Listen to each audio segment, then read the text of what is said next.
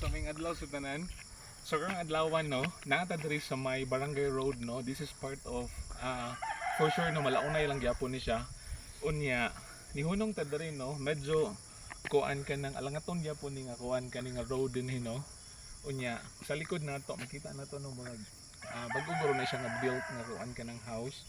Usa lang ka buok. So diri ang ato makita diri no is all about nature gud ni no, kilid-kilid.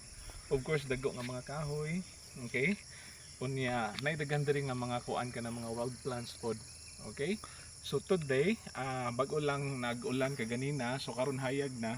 And then karong adlaw no, ang plano nato is makuha tag mga kuan, no? Makuha tag mga videos. So thank you kay for the opportunity pod no. And then nice ni karon no kay cemented na ni pero murag taud-taud naman guro pod ni. Unlike atong kaganina una tong gikuhaan no kay murag di pa kay dugay siya. Okay nga na semento pod. So kanino dalan gyud nato ni alagianan nato ni nga dalan padulong tag dubdub every time no kanang mo tag dubdub. Okay?